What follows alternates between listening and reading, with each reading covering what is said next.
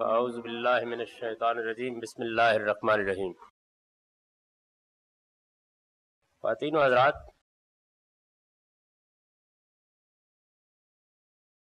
اس سے پچھلی نشست میں ہم نے بہت تفصیل کے ساتھ یہ سمجھنے کی کوشش کی تھی کہ قرآن و حدیث میں جب بظاہر تضاد محسوس ہوتا ہے یا یہ چیز سامنے آتی ہے کہ قرآن کے ایک حکم میں حدیث کے ذریعے سے تغیر کر دیا گیا ہے یا اس میں تحدید کر دی گئی ہے یا اس کی تخصیص کر دی گئی ہے، تو ہمارے علماء اسے کس زاویے سے دیکھتے؟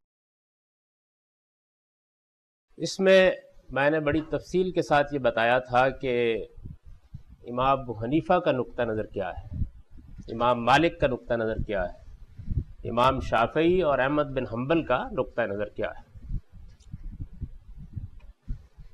اس سے پہلے کہ بحث کو آگے بڑھایا جائے، یہ بات میں واضح کرنا چاہتا ہوں کہ ہمارے ان جلیل القدر ائمہ کا نقطہ نظر جب بیان کیا جاتا ہے تو اس میں امام شافعی نے تو بہت کچھ لکھا ہے، یعنی ان کی ایک کتاب الرسالہ کے نام سے اصول فقہ پر ہے اور اس فن میں پہلی کتاب ہے۔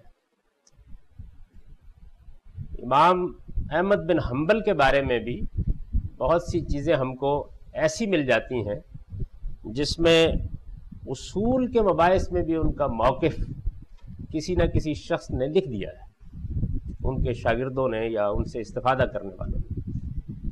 امام مالک اور امام احمد بن حنبل، امام ابو حنیفہ معاف کیجئے، ان کا معاملہ یہ نہیں ہے۔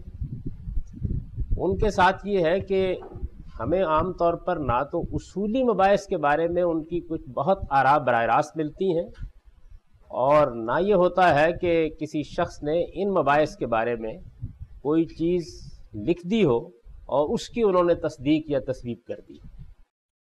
ان کے اصولی نقطہ نظر کو اصل میں ان کی عملی آراء سے جانا جاتا ہے، یعنی یہ دیکھا جاتا ہے کہ انہوں نے فلاں معاملے میں کیا طریقہ اختیار کیا ہے۔ چنانچہ ہم کہتے ہیں کہ امام ابو حنیفہ کا نقطہ نظر اصول کے مباحث میں یا امام مالک کا نقطہ نظر، تو یہ حقیقت میں احناف اور مالکیہ کا نقطہ نظر ہوتا ہے، یعنی کوئی چونکہ حتمی طور پر بات نہیں کہی جا سکتی، تو یہ ان کے شاگردوں کا اور ان کے نقطہ نظر کی بنیاد پر کام کرنے والوں کا بات کا استنباط ہے جو ہم بیان کر رہے ہوتے ہیں۔ تو یہ تنبیہ واضح رہنی چاہیے، یعنی اس معاملے میں غلط فہمی ہو جاتی ہے بعض اوقات کہ غالباً یہ بات امام ابو حنیفہ نے اسی طرح براہ راست کہی ہوگی یا امام مالک نے اسی طرح براہ راست کہی ہوگی۔ ہمارے پاس یہ کہنے کے لیے کوئی حتمی ذریعہ نہیں ہوتا بہت سے اصولی مباحث میں، بلکہ اس میں ان کے شاگردوں کی یا تو آراء ہوتی ہیں جو انہوں نے ان کی طرف منسوب کی ہیں، یا یہ ہے کہ ان کے کام کرنے کے طریقے سے استنباط کر دیا ہے کہ یہ دیکھیے انہوں نے اس روایت کو لیا اور پھر اس کو قرآن مجید سے اس طرح متعلق کر دیا یا حکم کا استنباط اس طریقے سے کیا، اسی سے اصول استخراج کر لیے گئے۔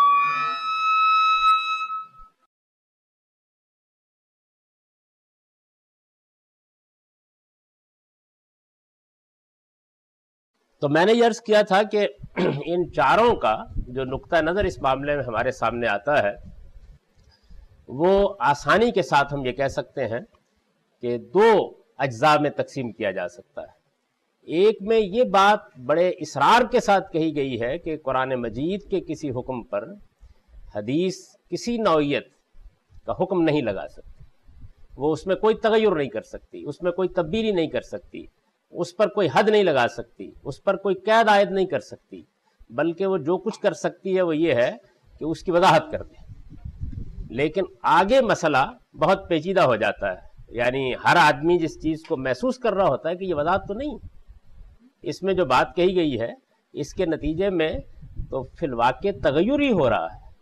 اب ایک شکل تو یہ ہو سکتی تھی کہ آدمی کی اس غلط فہمی کو دور کر دیا جاتا، یعنی اسے بتایا جاتا کہ یہ تغیر نہیں ہے، اور دوسرا آدمی بھی معقولیت سے اس کو محسوس کر لیتا کہ ایسا نہیں ہے۔ لیکن یہ استدلال نہیں کیا جاتا، بلکہ یہ استدلال کیا جاتا ہے کہ چونکہ یہ بات ہمارے سامنے اس حیثیت سے آ گئی ہے، اصول میں یہ بالکل درست ہے کہ حدیث قرآن کے بارے میں یہ نہیں کر سکتی، یہ جو بظاہر نظر آ رہا ہے یہ ہمارا قصور فہم ہے، یہ اصل میں بیان ہے۔ اور دوسرا نقطہ نظر یا دوسرا جز جو اس مسئلے کا ہمارے سامنے آتا ہے وہ یہ ہے کہ وہ یہ تو مان لیتے ہیں کہ تغیر ہوا ہے، تبدیلی ہوئی ہے، لیکن اس کے بعد پھر شرائط عائد کر دیتے ہیں کہ یہ تغیر یا یہ تبدیلی کس نوعیت کی روایت سے ہونی چاہیے۔ اس کو ایک مرتبہ ذہن میں تازہ کر لیجئے، میں اس کی بہت تفصیل کر چکا ہوں، اب محض اس کی طرف میں نے اشارہ کیا ہے۔ اور پھر اس کے بعد یہ دیکھیے کہ اصل میں یہ مسائل جہاں سے پیدا ہوئے ہیں وہ کیا واقعات ہیں، کیا روایات ہیں، کون کون سی حدیثیں ہیں۔ قرآن مجید میں پہلے اس مقام کو لے لیجئے جس میں حرام چیزوں کا ذکر ہوا ہے، یعنی کھانے پینے میں جو چیزیں حرام کی گئی ہیں، قرآن مجید نے 2-3 مقامات پر ان کا ذکر کیا ہے۔ اس میں ایک مقام سورہ بقرہ میں ہے، یہ سورہ بقرہ کی آیت 172-173 ہے، 172-73۔ اللہ تعالیٰ اس میں یہ فرماتے ہیں کہ یا ایھا الذین آمنوا کلوا من طیبات ما رزقناکم واشکروا للہ ان کنتم ایاہ تعبدون۔ ایمان والو، کھاؤ وہ پاکیزہ چیزیں جو ہم نے تمہیں عطا کی ہیں اور اللہ ہی کا شکر ادا کرو اگر تم اس کی بندگی کرنے والے ہو۔ اب یہ تمہید باندھ کر آگے حرمتوں کی فہرست بیان کی ہے، اور وہ یہ ہے کہ انما حرم علیکم المیتۃ والدم ولحم الخنزیر وما اہل بہ لغیر اللہ، کہ اس نے تو بس تمہارے لیے مردار اور خون اور سور کا گوشت اور غیر اللہ کے نام کا ذبیحہ حرام ٹھہرایا ہے۔ یعنی اس میں اگر بات ایسے ہوتی کہ اللہ تعالیٰ نے یہ چیزیں حرام ٹھہرائی ہیں پھر بھی کوئی بڑا مسئلہ پیدا نہ ہوتا۔ جو الفاظ ہیں وہ یہ ہے کہ اللہ نے صرف یہی چیزیں حرام ٹھہرائی، انما حرم علیکم المیتۃ، اللہ تعالیٰ نے اس کے سوا کوئی چیز حرام نہیں ٹھہرائی، یہی چند چیزیں ہیں جو اللہ کی طرف سے حرام کی گئی۔ عربی زبان سے واقف ہر شخص جانتا ہے کہ اس میں جو حرف داخل کیا گیا ہے وہ انما ہے، یہ حصر کا کلمہ ہے۔ جیسے نبی صلی اللہ علیہ وسلم کے بارے میں قرآن میں ہے کہ کل انما انا بشر، یعنی آپ کہہ دیجئے کہ میں تو بس ایک انسان ہی ہوں۔ اس کے اندر اس کی کوئی گنجائش نہیں ہوتی کہ کوئی اور چیز اس میں آپ داخل کر سکیں۔ یعنی آدمی گویا یہ کہنا چاہتا ہے کہ جو بات ہے وہ بس یہی ہے، اتنی ہی بات ہے، حرام چیزیں بس یہ 4 ہی ہیں، اس کے علاوہ کوئی چیز حرام نہیں ہے۔ تو سورہ بقرہ میں یہ اسلوب ہے۔ اچھا، سورہ انعام میں یہ آیت 145 ہے، سورہ انعام 6ٹھی سورہ ہے۔ اس میں ایک پوری بحث چل رہی ہے جس میں بعض مشرکانہ توہمات کے تحت جو چیزیں حرام کی گئی ہیں ان پر لوگ اصرار کر رہے ہیں، اس کا جواب دیا ہے، اور پھر اس کا ذکر آ گیا ہے۔ تو وہاں یہ کہا ہے کہ کل لا اجد فیما اوحی الی محرما علی طاعم یطعمہ الا ان یکون میتا او دما مسفوحا او لحم خنزیر فانہ رجس او فسق اہل لغیر اللہ۔ کہہ دو میں تو اس وحی میں جو میری طرف آئی ہے کسی کھانے والے پر کوئی چیز جسے وہ کھاتا ہے حرام نہیں پاتا سوائے اس کے کہ وہ مردار ہو یا بہایا ہوا خون یا سور کا گوشت، اس لیے کہ سب ناپاک ہیں اور اللہ کی نافرمانی کرتے ہوئے اللہ کے سوا کسی اور کے نام کا ذبیحہ۔ یعنی اس میں بھی گویا بڑے اصرار کے ساتھ یہ بات کہی گئی ہے کہ جو وحی مجھ پر کی گئی ہے، جو دین مجھے دیا گیا ہے، اس میں تو بس یہی چیز حرام ہے، یعنی اس کے علاوہ کوئی چیز حرام نہیں۔ یہ تو قرآن مجید کے 2 مقامات میں نے آپ کے سامنے رکھے۔ اب اس کے بعد ہم جب حدیثوں میں دیکھتے ہیں تو ہمارے سامنے یہ چیز آتی ہے کہ بعض اور چیزوں کو نبی صلی اللہ علیہ وسلم نے حرام قرار دیا۔ مثال کے طور پر روایتوں میں یہ بات آتی ہے، یہ روایت مسلم میں موجود ہے کہ حضور صلی اللہ علیہ وسلم نے یہ فرمایا کہ کچلی والے درندے اور چنگال والے پرندے بھی ممنوع ہیں۔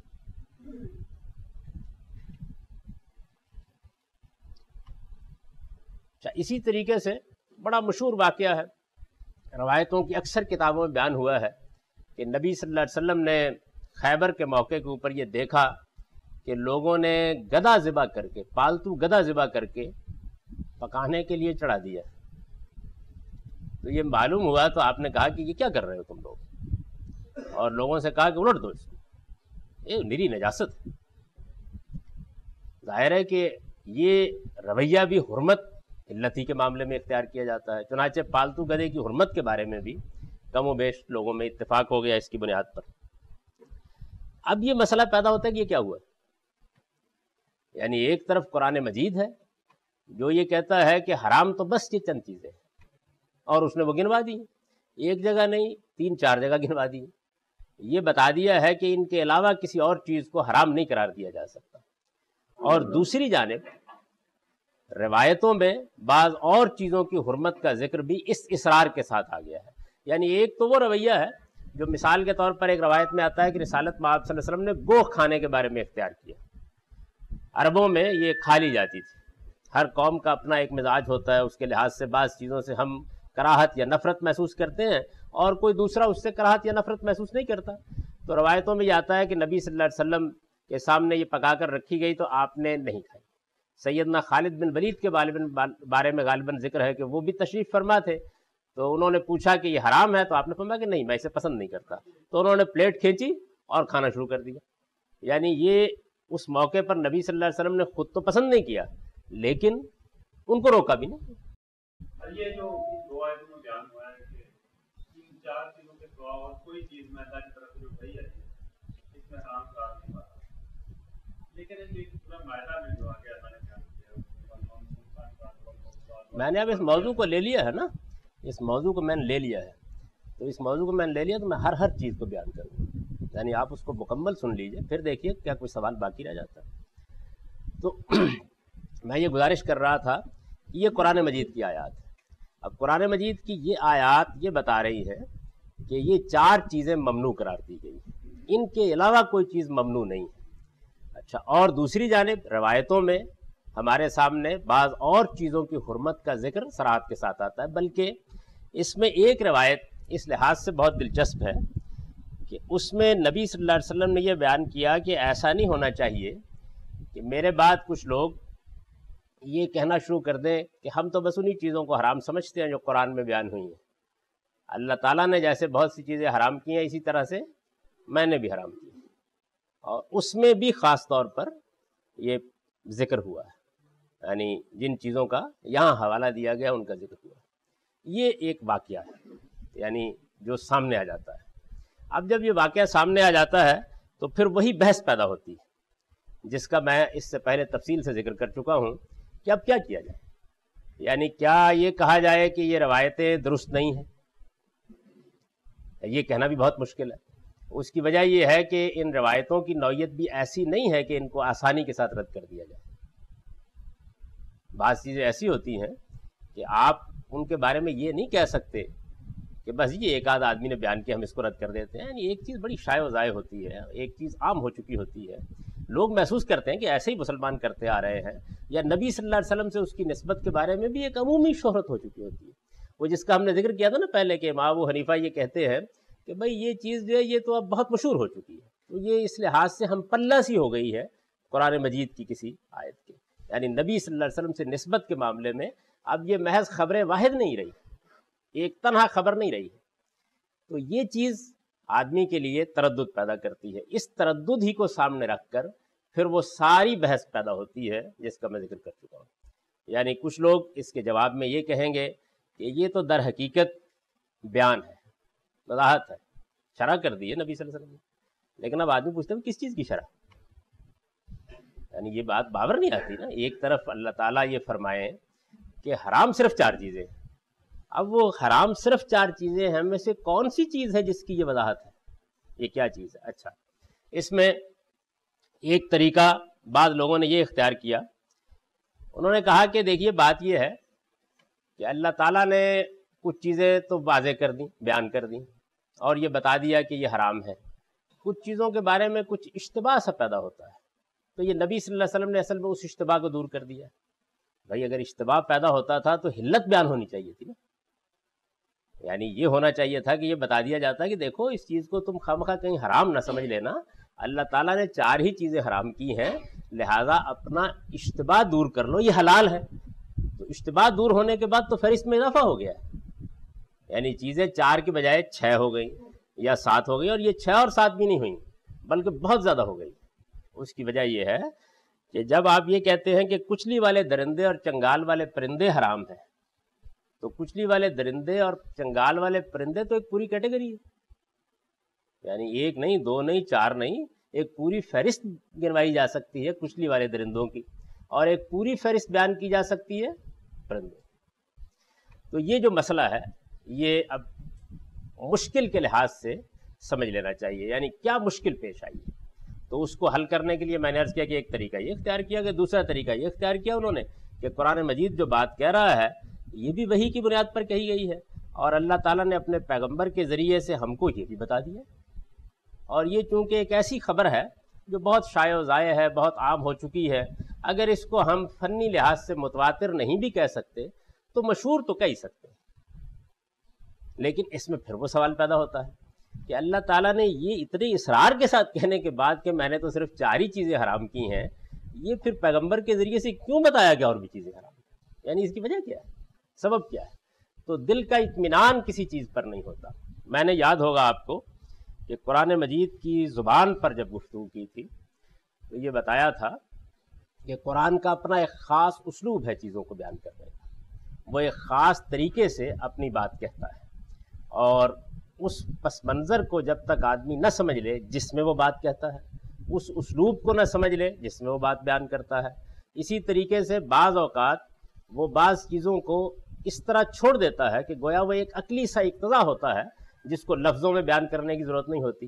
تو یہ جو زبان کے مختلف پہلو تھے جس کی جانب میں نے اشارہ کیا تھا، ہم انہی کو ان تمام چیزوں پہ اپلائی کریں گے، یعنی زبان کا وہی اسلوب کہ کیا کوئی چیز فی الواقع بیان ہو رہی ہے، قرآن مجید کے الفاظ میں بیان ہو رہی ہے تو اس میں اس کا کیا پس منظر ہے جس میں بیان ہو رہی ہے، اس میں جو بات کہی گئی ہے وہ کس سیاق و سباق میں کہی گئی ہے، بات کہنے کے موقع کے اوپر کیا کسی عقلی تقاضے کو قرآن مجید نے حذف تو نہیں کر دیا۔ یہ ساری چیزیں جن کی طرف میں اشارہ کر چکا ہوں، ان کو جب سامنے رکھ کر دیکھا جاتا ہے تو معلوم ہوتا ہے کہ ان میں سے کوئی چیز بھی ایسی نہیں کہ جس کو ایک دوسرے کا نقیض قرار دیا جا سکے، بلکہ صرف اپروچ کا مسئلہ ہے، یعنی آپ نے مسئلے کو کس زاویے سے دیکھا اس سے یہ سارے پرابلم پیدا ہو جاتے ہیں۔ جب آپ زاویہ نظر کو درست کر لیتے ہیں، زبان کا صحیح علم رکھ کر اپروچ کرتے ہیں، قرآن مجید جو بات کہہ رہا ہوتا ہے اس کو اس کے صحیح مالہو اور ماعلیہ کے ساتھ سمجھ لیتے ہیں، تو پھر اس کے بعد ہر جگہ یہی صورتحال سامنے آتی ہے کہ اس میں کوئی تضاد کی نوعیت نہیں ہے۔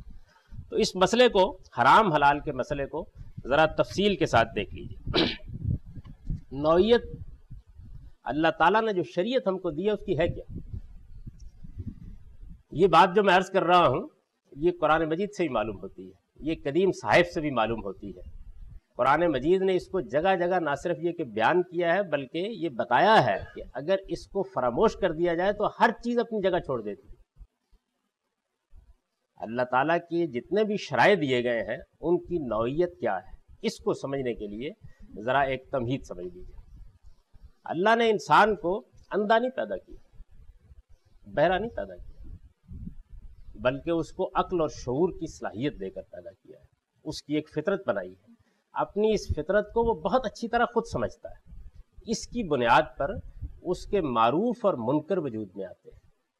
یعنی یوں نہیں ہے کہ انسان ایک جانور کی طرح اندھا بہرا گونگا تھا، اس کے سامنے کوئی چیز واضح نہیں تھی، وہ اپنی کوئی رائے نہیں قائم کر سکتا تھا، وہ اخلاقی معاملات میں کوئی رویہ نہیں اختیار کر سکتا تھا، وہ چیزوں کے حسن و قبح کا جائزہ نہیں لے سکتا تھا، اس میں خیر و شر کا کوئی شعور موجود نہیں تھا۔ انبیاء علیہم السلام نے آ کر اس کو یہ بتایا کہ یہ صحیح ہے، یہ غلط ہے، یہ درست ہے، اس کو ترک کرنا ہے، اس کو اختیار کرنا ہے۔ صورتحال یہ نہیں، بلکہ صورتحال اس کے بالکل برخلاف یہ ہے کہ انسان کو اللہ تعالیٰ نے بڑا غیر معمولی شعور دے کر پیدا کیا ہے۔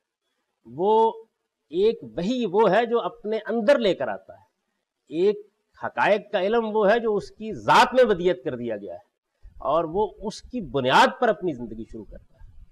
اب یہ جو چیز ہے انسان کے اندر جو ودیت کی گئی ہے، یہ اس کی رہنمائی کرتی ہے، اور یہ ہر اس معاملے میں رہنمائی کرتی ہے جو اس کے لیے تزکیے کا باعث بنے، اس کے لیے تطہیر کا باعث بنے، اور بالکل اسی طریقے سے یہ ان تمام امور میں بھی اس کی رہنمائی کرتی ہے جس میں اس کو اخلاقی رویے اختیار کرنے ہوتے ہیں۔ یعنی ایک چیز मॉरली कैसी है, इसमें भी ये सूरत हाल नहीं है कि इंसान को कोई शऊर नहीं होता और कोई बाहर से आकर उसको बताता है। तो खाने और पीने की चीज़ों के मामले में भी खबीस और तैयब का फ़र्क इंसान हमेशा से करता है। यानी ऐसा नहीं है कि वो हर चीज़ को खाने की चीज़ समझता है या हर चीज़ को पीने की चीज़ समझता है। दुनिया में बेशुमार चीज़ें अल्लाह ताला ने पैदा कर रखी हुई है। कितनी रगबत से गधा घास खाता है, इंसान तो नहीं खाता। यानी ये साबित हो गया ना कि एक जानदार के लिए खाने की चीज़ तो है, इसमें तो दो राय नहीं हो सकती, लेकिन इंसान नहीं खाता। और बेशुमार चीज़ें हैं कि जिन चीज़ों के बारे में हम ये जानते हैं कि अल्लाह ताला की पैदा करदा मखलूक़ात में से बहुत सी मखलूक़ात खाने पीने के मामले में हमसे बिल्कुल मुख्तलिफ उनके बारे में रवैया इख्तियार किए हुए हैं, लेकिन हम वो रवैया इख्तियार नहीं करते। यानी हमारे अंदर एक अखलाकी वजूद है जो बाज़ चीज़ों को पसंद करता है खाने के मामले में, बाज़ चीज़ों को पसंद नहीं करता।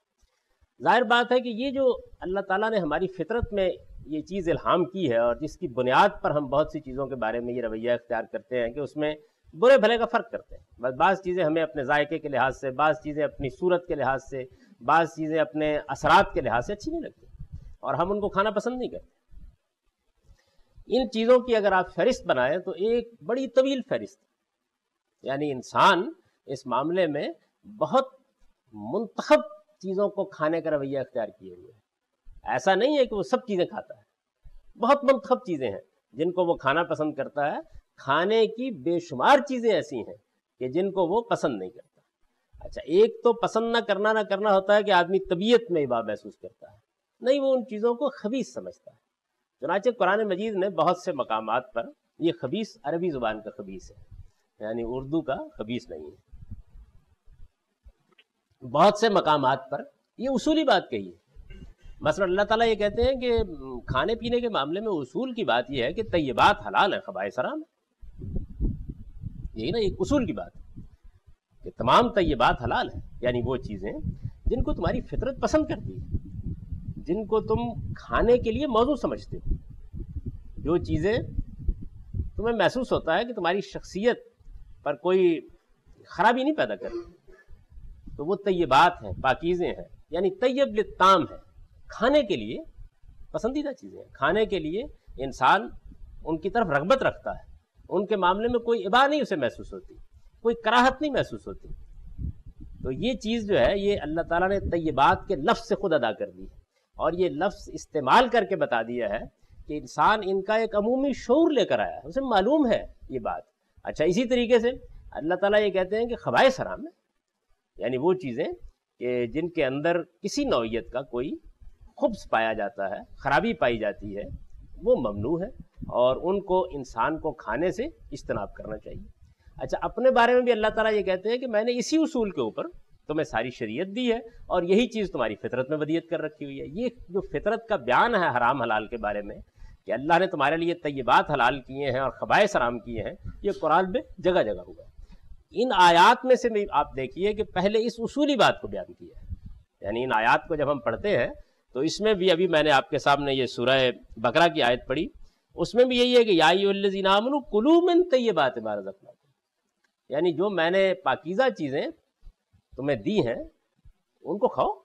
यानी उनके बारे में किसी तरद्दुद की ज़रूरत नहीं है, पाकीज़ा चीज़ें खाओ उनको। ये नहीं कहा गया कि जो कुछ भी दुनिया में है उसको खाओ, हराम तो मैंने ये चार चीज़ें की, नहीं, ये कहा गया है कि तमाम तय्यबात खाने ही के और तमाम खबाइस इज्तनाब करने ही की चीज़ है। ये जगह जगह कुरान मजीद ने बयान किया। ये असल में हमारी उस फितरत का बयान है। अब ये जो फितरत है हमारी, ये क्या करती है, इसको आप देखिए। मैंने इसका यहाँ पे एक तफसीली जिक्र किया है। इस दुनिया में अल्लाह ताला ने जो जानवर पैदा किए हैं उनमें से बाज़ खाने के हैं और बाज़ खाने के नहीं हैं। यानी अभी आप ये भूल जाइए कि अल्लाह ताला ने क्या हराम किया है अपने अंबिया के ज़रिए से और क्या नहीं। पहले इस मसले को उसूल में देख लीजिए। इस दुनिया में अल्लाह ताला ने जो जानवर पैदा किए हैं उनमें से बाज़ खाने के हैं और बाज़ खाने के नहीं हैं। ये दूसरी किस्म के जानवर अगर खाए जाएं तो इसका असर चूँकि इंसान के तज़किये पर पड़ता है, इसलिए इनसे इबा उसकी फितरत में दाखिल। यानी इंसान अपनी ज़ात में तहारत पसंद मखलूक है। वो भैंस गाय को आपने देखा होगा, यानी अपने ही गोबर में लथड़ी हुई खड़ी होती, अपने ही गोबर में, اور اسے کوئی تردد نہیں ہوتا اس معاملے میں. لیکن انسان اپنی غلاظت بھی اپنے اوپر لگی ہوئی پسند نہیں کرتا، فوراً اتارنے کی کوشش کرتا ہے. یعنی اس کے لیے اسے کسی وحی کی رہنمائی کی ضرورت نہیں ہوتی، بلکہ یہ چیز اس کی فطرت میں داخل ہے. تو اسی طریقے سے انسان اپنے اخلاقی تزکیے کے بارے میں بھی غلطی تو کھا جاتا ہے. اس کی وجہ یہ ہے کہ یہ چیز ایسی ہے کہ جو مادی طریقوں سے متعین نہیں ہوتی، اس میں بھی غلطی کھاتا ہے انسان. اپنی تحقیق کے ذریعے سے بعض اوقات ایک چیز کو ضرر رساں سمجھ رہا ہوتا ہے اور بعض اوقات نہیں سمجھ رہا ہوتا، غلطی تو اس میں بھی لگ جاتی ہے. لیکن ضرر رساں ہونا، غیر ضرر رساں ہونا، پاکیزہ ہونا، غیر پاکیزہ ہونا، یہ اصول میں اس پر واضح ہوتا ہے. اب یہ دیکھیے کہ اس میں کیا ہے، انسان کی یہ فطرت بالعموم اس کی صحیح رہنمائی کرتی ہے. یعنی بالعموم غلطی ہوتی ہے اس میں، لیکن عام طور پر ہم انسانوں کی عادات کا مطالعہ کرتے ہیں تو یہ معلوم ہوتا ہے کہ انسان کی یہ فطرت بالعموم اس کی صحیح رہنمائی کرتی ہے، اور وہ بغیر کسی تردد کے فیصلہ کر لیتا ہے کہ اسے کیا کھانا چاہیے اور کیا نہیں کھانا چاہیے. یہ فیصلہ وہ کرتا ہے، دنیا بھر کی اقوام کرتی ہیں. یعنی اس وقت بھی صورتحال یہ ہے، اس کو سمجھنے کے لیے ایک مثال لے لیجئے کہ سیدنا مسیح علیہ السلام کی دعوت دین و شریعت کے معاملے میں بالکل وہی تھی جو تورات کی دعوت تھی. یعنی وہ اس میں کوئی تبدیلی کرنے نہیں آئے تھے. جو شریعت کے احکام تورات میں دیے گئے ہیں، انہوں نے بار بار یہ کہا کہ میں تو ان کو پورا کرنے آیا ہوں، ان کو منسوخ کرنے نہیں آیا. لیکن ان کے تھوڑا ہی عرصہ بعد جب رومیوں کے ہاں مسیحی دعوت پھیلی تو بعض علماء نے، جن میں خاص طور پر سینٹ پال کو خصوصی حیثیت حاصل ہے، شریعت کے بارے میں یہ نقطہ نظر قائم کیا کہ وہ صرف بنی اسرائیل کے لیے. باقی لوگ اگر مسیحی دعوت قبول کرتے ہیں تو یہ ضروری نہیں ہے کہ وہ شریعت کے ان احکام کی پابندی کریں. تب شریعت اٹھ گئی. شریعت حلت حرمت کے معاملے میں بھی اٹھ گئی. ہم جب تورات کو پڑھتے ہیں تو یہی چیزیں اس میں بھی حرام کی گئی. شریعت جب حرمت حلت کے بارے میں اٹھ گئی تو پھر کیا ہوا؟ یعنی اگر آپ مسیحی اقوام دنیا بھر میں اس وقت سب سے بڑا مذہب ہے، سب سے زیادہ پیرو اس وقت تعداد کے لحاظ سے مسیحیت کے ہیں، اتنا بڑا مذہب پھیلا ہوا ہے، اس کے ماننے والے بھی کروڑوں کی تعداد میں ہیں. تو آپ دیکھیں ان کا مطالعہ کریں. شریعت تو وہ نہیں مانتے نا، اس لیے وہ زیر بحث نہیں رہی، لیکن کیا ہر چیز کھا لیتے ہیں؟ یعنی ایسا نہیں. بے شمار چیزیں ایسی ہیں کہ جن کو وہ کسی حال میں کھانا پسند نہیں کرتے. یعنی ایسا نہیں ہوتا کہ مسیحی اقوام میں عام کتے ذبح ہوتے ہیں اور بڑے اطمینان کے ساتھ میز پر رکھ کے کھا لیے جاتے ہیں. گدھوں کی بھی شامت آئی ہوئی، شیر چیتے بھی جگہ جگہ کھانے کے لیے آپ کو مل جاتے ہیں. ایسا نہیں. تو انسان اپنی فطرت کے لحاظ سے بعض چیزوں سے ابا کرتا ہے. یعنی بعض اوقات وہ سمجھ نہیں پاتا لیکن ابا کر رہا ہوتا ہے. انسان کی یہ فطرت بالعموم اس کی صحیح رہنمائی کرتی ہے، اور وہ بغیر کسی تردد کے فیصلہ کر لیتا ہے کہ اسے کیا کھانا چاہیے اور کیا نہیں کھانا چاہیے. اسے معلوم ہے کہ شیر، چیتے، ہاتھی، چیل، کوے، گدھ، عقاب، سانپ، بچھو اور خود انسان کوئی کھانے کی چیز نہیں ہے. یعنی یہ انسان کی فطرت کا عمومی مطالعہ بتاتا ہے کہ وہ ایسے ہی سمجھتا ہے. وہ جانتا ہے کہ گھوڑے گدھے دسترخوان کی لذت کے لیے نہیں، سواری کے لیے پیدا کیے گئے. یعنی یہ اسے معلوم ہے، یہ اس کی فطرت کی عمومی شہادت ہے. ان جانوروں کے بول و براز کی نجاست سے بھی وہ پوری طرح واقف ہے. یعنی یوں نہیں ہے کہ لوگ بڑے اطمینان کے ساتھ یہ سمجھتے ہوں کہ بھئی پانی پینا ہے تو آخر گھوڑے کے پیشاب میں کیا رکھا ہے، پی لیتے ہیں. ایسا نہیں ہے. یعنی ان کے بول و براز کے معاملے میں بھی انسان کے اندر ایک طبعی نفرت موجود ہے، اور وہ اس کو پسند نہیں کرتا، اپنے تزکیے کے، اپنی تطہیر کے خلاف سمجھتا ہے. اس میں شبہ نہیں کہ اس کی یہ فطرت کبھی کبھی مسخ بھی ہو جاتی ہے، لیکن دنیا میں انسانوں کی عادات کا مطالعہ بتاتا ہے کہ ان کی ایک بڑی تعداد اس معاملے میں بالعموم غلطی نہیں کرتی. یہ جب ایک جی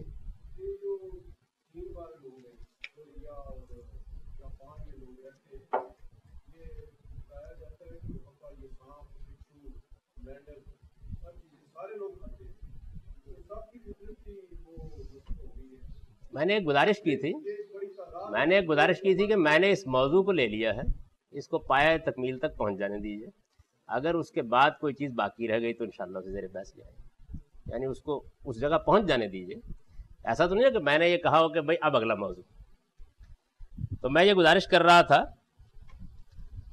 کہ ان جانوروں کے بول و براز کی نجاست سے بھی وہ پوری طرح واقف ہے.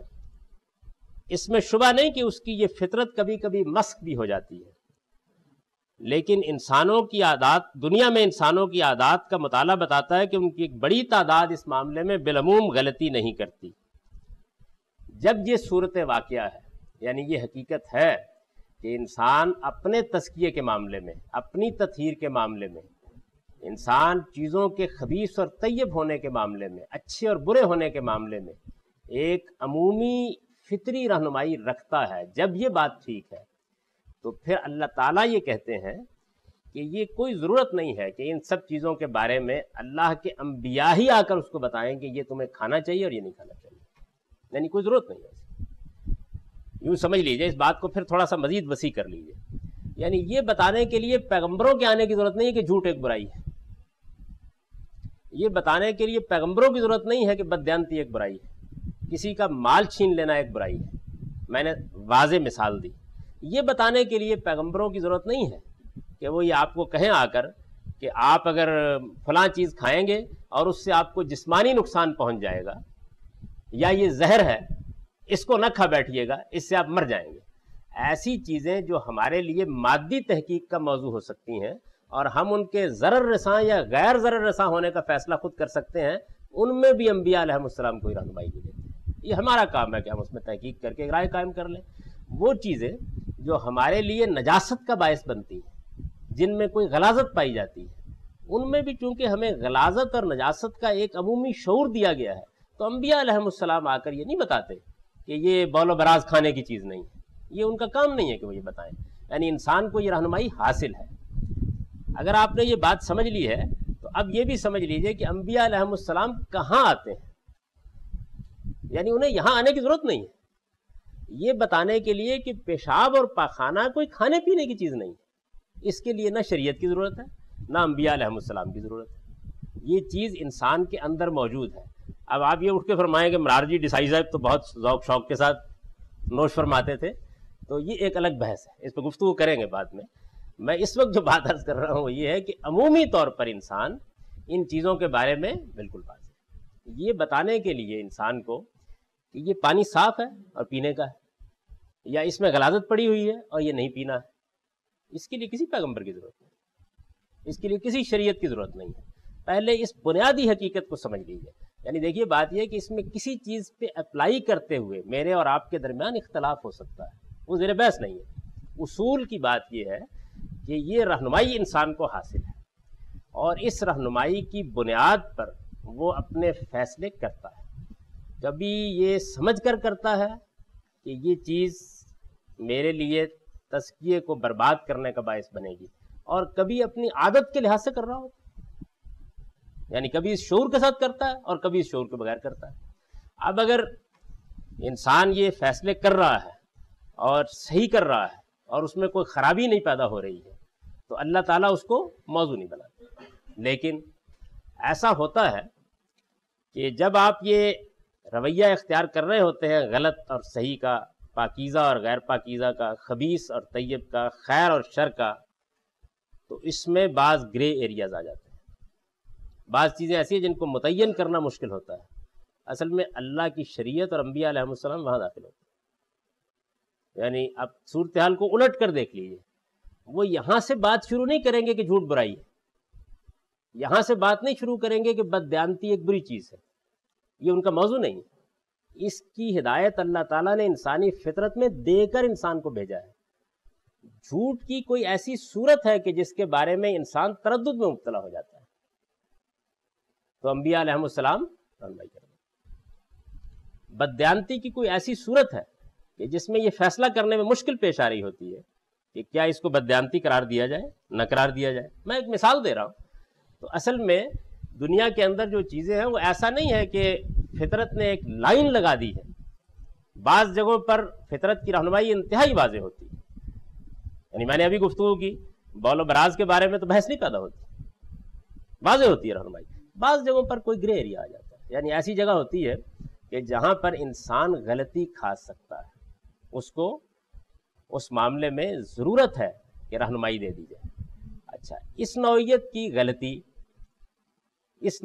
غلطی کہ جو بحثیت مجموعی کھائی جا سکتی ہے، عام طور پر انبیاء کی شریعت میں وہی موجود ہے. یہ میں نے یہ بات اس لیے واضح کی کہ ایسا ہوتا ہے کہ انسان غلطی تو کھا سکتا ہے. یعنی مرارجی دیسائی صاحب کو غلطی لگ گئی، لیکن دنیا میں اربوں انسان ان کو اس پر مطلع کر سکتے ہیں، بتا سکتے ہیں. ایک علاقے میں ایک قبیلے کو غلطی لگ گئی، دنیا میں بہت سے انسان موجود ہیں جو اسے اس پر متوجہ کر سکتے ہیں. تو اللہ تعالیٰ اس میں ہی مداخلت نہیں کرے، یعنی انسان اپنا معاملہ خود طے کر لے گا. اس وقت آپ یہ دیکھیے کہ سیاسی معاملات میں جمہوریت کو کیسی اخلاقی قدر کی حیثیت حاصل ہے دنیا بھر میں، آزادی اور حریت کو کیسی اخلاقی قدر کی حیثیت حاصل ہے. بہت سے لوگ ایسے ہیں کہ جو اس کو عملاً نہیں اختیار کیے ہوئے، لیکن انسانوں کا اجتماعی ضمیر اس معاملے میں ان کو متنبع کرنے کے لیے بہت کافی، بتانے کے لیے کافی ہے. یعنی انسانوں کا باہمی مکالمہ، انسانوں کا ایک دوسرے پر تنقید کرنا، انہیں بتانا کہ یہ چیز اچھی نہیں ہے، وہ انہیں متوجہ کر دیتا ہے. ایسا ہوتا ہے، آپ نے بچے کو دیکھا ہوگا کہ وہ جیسے جیسے شعور کی عمر کو پہنچتا ہے تو بتدریج اس میں غلاظت اور گندگی کا شعور بیدار ہوتا ہے، اور اس شعور کو بیدار کرنے میں ہم خود بڑا حصہ لیتے ہیں. یعنی ہم اسے بتاتے ہیں کہ دیکھیں یہ چیز ٹھیک نہیں ہے، اس کو کپڑے سے جھاڑ دو، یہ غلاظت کھانے کی چیز نہیں ہے. تو یہ شعور انسانوں کے درمیان تربیت سے منتقل ہوتا رہتا ہے، باہمی تنقید سے منتقل ہوتا رہتا ہے. اگر کسی جگہ غلطی لگ جاتی ہے تو لوگ اسے متنبع کرتے رہتے ہیں، لیکن وہ غلطی کہ جو بحثیت مجموعی لگ سکتی ہے، جس غلطی سے بچانا ضروری ہے، جو لگ جائے گی تو انسانوں کے درمیان اجتماعی رویوں میں خرابی کا باعث بن جائے گی، اس پر عام طور پر انبیاء علیہ السلام متنبع کرتے ہیں. اسی سے یہ بھی سمجھ لیجئے کہ شریعت کہاں سے شروع ہوتی ہے. یعنی شریعت وہاں سے شروع ہوتی ہے جس جگہ سے انسانی فطرت کی رہنمائی میں کوئی پرابلم پیدا ہوتا ہے، اور وہ پرابلم بھی اجتماعی نوعیت کا ہوتا ہے. اس پر تنبع آسان نہیں ہوتا، اس کے بارے میں اگر رہنمائی نہ دی جائے تو بڑی غلطی لگنے کا امکان ہوتا ہے. یہ بنیادی بات سمجھ لینے کے بعد اب یہ دیکھیے کہ شریعت میں یعنی دین میں یہ حرمت حلت کا مسئلہ کہاں سے پیدا ہوا. یعنی یہاں سے پیدا نہیں ہوا کہ انسان نے آ کر جب کھانا پینا شروع کیا تو سب کچھ کھانا پینا شروع کر دیا. جو گھوڑے کھاتے تھے وہ بھی کھانا شروع کر دیا، جو گدھے کھاتے تھے وہ بھی کھانا شروع کر دیا، جو شیر اور بکریاں کھاتی تھیں وہ بھی کھانا شروع کر دیا، جو پرندے کھاتے تھے وہ بھی کھانا شروع. یہ نہیں ہے صورتحال. یعنی انسان ان معاملات میں اپنی فطرت کی رہنمائی میں صحیح جگہ پر ہی کھڑا تھا بالعموم. غلطی اسے کہاں سے لگی ہے یا کہاں سے غلطی لگنا گویا ایک بدیہی بات بن گئی ہے، وہاں سے اللہ تعالیٰ پھر اس کی رہنمائی کرتے ہیں. ابھی دیکھیے میں نے یہ لکھا ہے کہ اس میں شبہ نہیں کہ اس کی یہ فطرت کبھی کبھی مسخ بھی ہو جاتی ہے، لیکن دنیا میں انسانوں کی عادات کا مطالعہ بتاتا ہے کہ ان کی ایک بڑی تعداد اس معاملے میں بالعموم غلطی نہیں کرتی. چنانچہ خدا کی شریعت نے بھی ان جانوروں کی حلت و حرمت کو اپنا موضوع نہیں بنایا، بلکہ انسان کو اس کی فطرت ہی کی رہنمائی پر چھوڑ دیا ہے. اس باب میں شریعت کا موضوع صرف وہ جانور اور ان کے متعلقات ہیں جن کی حلت و حرمت کا فیصلہ تنہا عقل و فطرت کی رہنمائی میں کر لینا انسان کے لیے ممکن ہے. یعنی ان میں ایسا اشتباہ ہے یا مسئلے کی ایسی نوعیت ہے یا کوئی ایسا زاویہ ہے کہ جس میں غلطی بڑے پیمانے پر لگ سکتی، اور اگر کچھ لوگ اس سے بچ بھی جاتے تو ان کے لیے بھی اپنی بات کہنے کے لیے واضح دلائل موجود نہیں، اس میں اللہ ہی کی رہنمائی ٹھیک جگہ پر رہنمائی کر سکتی تھی. اب یہ دیکھیے کہ وہ کیا مسئلے ہیں. ساری کھانے پینے کی چیزوں کا اگر آپ مطالعہ کریں تو وہ کیا مسئلے ہیں جو پیدا ہوئے. پہلا مسئلہ یہ پیدا ہوا کہ سور انعام کی قسم کے بہائم میں سے، یہ بات بالکل مسلم ہے. یعنی جو لوگ بھی جانوروں کے بارے میں جانتے ہیں کہ ان کی کیا کیا سپیشیز ہیں، تو انہیں یہ معلوم ہے کہ یہ اصل میں جو انعام کی قسم کے بہائم ہیں، یہ آپ کی بکریاں، یہ آپ کی بھیڑیں اسی میں سے. یعنی سور کے بارے میں یہ بات ہمیشہ سے انسان کو معلوم ہے کہ یہ انعام کی قسم کے بہائم میں سے ہے، اور انعام کی قسم کے بہائم اللہ تعالیٰ نے حلال کیے ہوئے ہیں، یہ ہمارے کھانے کی چیز ہے، یہ ہماری فطرت میں بھی ہمیشہ سے کھانے کی چیز رہی. بھیڑ بکریوں کے بارے میں کبھی تردد نہیں پیدا ہوا انسان کو کہ یہ کوئی کھانے کی چیز نہیں. یعنی اگر بعض مذاہب میں گوشت کا معاملہ ممنوعات تک پہنچا ہے تو اس کے اسباب بالکل دوسرے ہیں. یعنی وہ تزکیہ اور تطہیر کا مسئلہ نہیں ہے جو زیر بحث آ گیا ہو. تو یہ انعام کی قسم کے بہائم میں سے، یہ بات اس کے بارے میں جانی پہچانی. آپ کوئی بھی کتاب اٹھا کر دیکھ لیں جس میں جانوروں کے بارے میں جدید تحقیقات بیان کی گئی ہیں، وہ آپ کو بتا دیں گے کہ یہ اصل میں گوٹ کی اسپیشیز میں سے ہے، انام کی قسم کے بہائم میں سے۔ اچھا، لیکن دلچسپ بات یہ ہے کہ تنہا جانور ہے انام کی قسم کے بہائم میں سے پوری دنیا میں، اب تک جتنی بھی تحقیق ہو سکی ہے اس میں پوری دنیا میں تنہا جانور ہے جو درندوں کی طرح گوشت کھا لیتا ہے۔ یعنی بکری کبھی گوشت نہیں کھاتی، بھیڑ کبھی گوشت نہیں کھاتی، اونٹ کبھی گوشت نہیں کھاتا، یہ ہے نا انام کی قسم کے بہائم جتنے بھی ہیں۔ اچھا، پھر اسی طریقے سے ان سے ملتے جلتے وہ جانور کو جو پالتو نہیں ہے، جیسے ہرن ہے، جیسے چکارا ہے، اس طرح کے بہت سے جانور جتنے ہیں ان میں سے کوئی گوشت نہیں کھاتا۔ انام کی قسم کے جتنے بہائم ہیں وہ گوشت نہیں کھاتے، یہ بالکل درندوں کی طرح گوشت کھاتا ہے، جیسے شیر گوشت کھا لیتا، جیسے چیتا گوشت کھا لیتا۔ یہ اس کے اندر ایک مسئلہ ہے، یعنی ہے اپنی قسم کے لحاظ سے انام کی قسم کے بہائم میں سے، درندہ نہیں ہے، یعنی یہ شیر کی اسپیشیز میں سے نہیں ہے، یہ چیتے کی اسپیشیز میں سے نہیں ہے یہ انام کی قسم کے بہائم میں سے، لیکن گوشت کھا لیتا ہے۔ سور انام کی قسم کے بہائم میں سے ہے لیکن درندوں کی طرح گوشت بھی کھاتا ہے۔ اب یہ ہے اصل میں وہ جگہ کہ جہاں پر آدمی کھڑا ہو کے پوچھتا ہے کہ بھئی کیا کیا جائے، یعنی یہ جو جانور ہے اس کے ساتھ کیا معاملہ کیا جائے۔ جیسے بھیڑ بکریاں پیدا ہوتی ہیں ایسے ہی پیدا ہوتا تھا، بڑے بڑے ریوڑ اس کے ہمیشہ سے وجود میں آ جاتے تھے، انسانوں کے لیے کھانے کی رغبت بھی اس کے اندر موجود ہے، لیکن اس میں یہ ایک چیز ہے کہ یوں سمجھ لیجئے کہ وہ چیز جو درندوں میں ہے وہ بھی پائی جاتی ہے، جس کی ایک علامت یہ ہے کہ یہ کچا گوشت کھاتا ہے اسی طریقے سے، اور دوسری جانب یہ بات بالکل مسلمہ ہے کہ یہ بھیڑ بکری ہی کی اسپیشیز میں سے ہے۔ تو یہ اشتباہ کی جگہ ہے جس میں اس کی ضرورت تھی کہ اللہ تعالیٰ رہنمائی کرے، یعنی شریعت کی رہنمائی گویا یہاں چاہیے تھی، وہ گدھے کے بارے میں نہیں چاہیے تھی، وہ شیر کے بارے میں نہیں چاہیے تھی، وہ گدھ اور عقاب کے معاملے میں نہیں چاہیے تھی، یہاں چاہیے تھی۔ وہاں اگر کوئی اختلاف ہوگا تو اس کو انسان دور کر لیں گے، وہ کتوں اور بلوں کے بارے میں نہیں چاہیے تھی، وہ اگر چاہیے تھی تو یہاں چاہیے تھی۔ اور یہ دیکھ لیجئے کہ اس رہنمائی کو جیسے ہی قبول کرنے سے انکار کر دیا گیا تو مسیحی دسترخوان پر شیر اور کتے تو نہیں آ گئے لیکن سور بہت بڑے پیمانے پر آ گئے، یعنی جیسے ہی یہ چیز ہوئی، اس لیے کہ اسی کے اندر در حقیقت وہ اشتباہ موجود ہے، انسان کی سمجھ میں نہیں آتا کہ کیوں ممنوع کیوں کیا جائے، وجہ کیا ہے، وہاں سمجھ میں آ جاتا ہے۔ یعنی آپ کسی کے ساتھ کتے کی حلت حرمت پہ گفتگو کریں تو تھوڑی دیر میں اگر آپ مذہبی اصطلاحات استعمال نہ بھی کریں تو وہ سمجھ میں آ جائے گا، اس کی یا بحث کر لے گا انسان، یا آپ اس کی فطرت کی بنیاد پر اس سے گفتگو کر سکتے ہیں، لیکن یہاں کیا کیا جائے۔ تو یہ ایک ایسا جانور ہے، اب یہ نا اتنے جانور ہیں دنیا میں پائے جاتے ہیں، اللہ تعالیٰ کو کیا دشمنی ہے اس کے ساتھ، دنیا میں جانوروں کی کوئی کمی تو نہیں ہے، بے شمار جانور ہیں، اور ان میں ایسے ایسے مکروہ جانور ہیں کہ ان کی صورت دیکھ کے آدمی کو کیا آتی ہے، ان کو بھی اللہ تعالیٰ نے یہ نہیں کہا کہ، کیونکہ ان میں انسان فیصلہ خود کر لے گا۔ یہ ہے مسئلہ اس کے ساتھ کہ اپنی اسپیشیز کے لحاظ سے یہ ان جانوروں سے متعلق ہے جن جانوروں کو انسان بالعموم کھاتا ہے، یعنی جن کا گوشت انسان رغبت کے ساتھ کھاتا ہے، جن کے گوشت کے بارے میں کوئی تردد نہیں ہے انسان کو، اور ہے یہ اپنے اندر ایک درندگی کا پہلو رکھتا۔ تو یہ صورتحال ہے اس کی۔ سور انعام کی قسم کے بہائم میں سے ہے لیکن درندوں کی طرح گوشت بھی کھاتا ہے، پھر کیا اسے کھانے کا جانور سمجھا جائے یا نہ کھانے کا؟ یہ ایک سوال تھا جو انسان کے اندر پیدا ہوا۔ اب دیکھیے اگلا سوال کیا ہے، بکری ہم نے ذبح کی اور کھا لی، ہم نے اونٹ ذبح کیا اور کھا لیا، کوئی مسئلہ نہیں ہے، وہ جانور ہم جنہیں ہم ذبح کر کے کھاتے ہیں نا ان کو، یعنی عام طور پر ذبح کرتے ہیں، کھا لیتے ہیں۔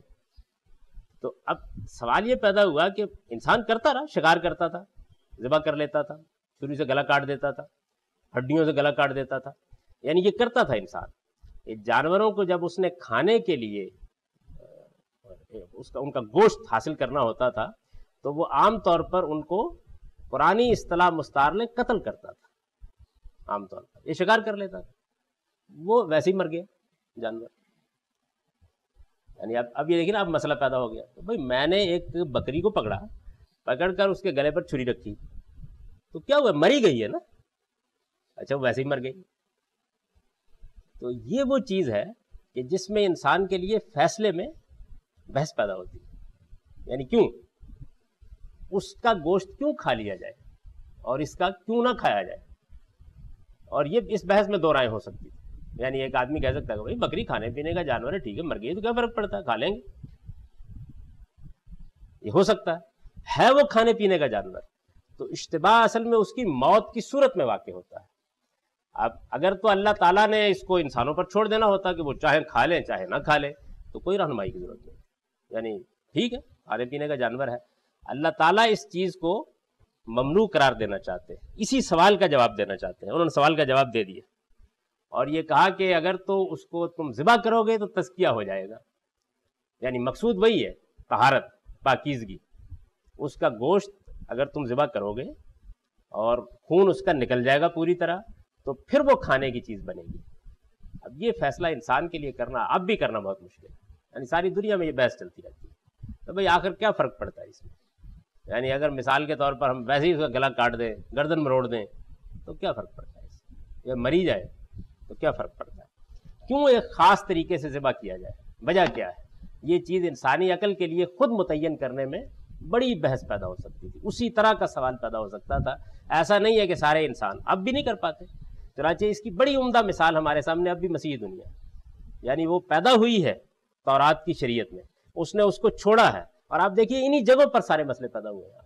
ان جگہوں پر نہیں پیدا ہوئے. یعنی تزکیے کے بغیر جانور کا مر جانا، کیا حکم ہونا چاہیے. اب اس کے بعد آپ نے جانور کو ذبح کیا، حلال جانور ہے، یعنی اللہ تعالیٰ نے اس کو ممنوع نہیں قرار دیا.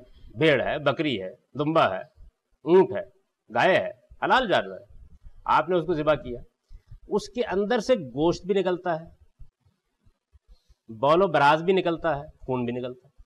بول و براز کی نجاست کے بارے میں تو انسان کو تردد نہیں ہوتا، لیکن خون کے معاملے میں پھر انسان وہیں کھڑا ہوتا ہے. وہ لگا بھی ہوتا ہے تھوڑا بہت، آنتوں کے ساتھ لگا ہوا ہے، گوشت کے ساتھ لگا ہوا ہے.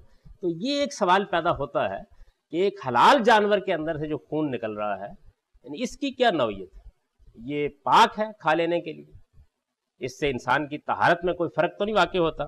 تو یہ خود یعنی آپ دیکھیے کہ صورتحال کیا بنی کہ جتنے حلال جانور ہیں ان کے اندر انسان کا فطری شعور یہ کہہ رہا تھا کہ بہائم یعنی انعام کی نوعیت کے بہائم یہ ٹھیک ہے، طیبات ہیں، بھیڑ بکری، ان کی قسم کا ایک جانور ایسا پیدا ہو گیا کہ جس کے اندر درندگی کا شائبہ ہے. تو سوال پیدا ہوا، اس جانور کو ہم نے کھانے کا جو طریقہ اختیار کیا، اس سے گوشت حاصل کرنے کا، اس میں سوال پیدا ہو گیا.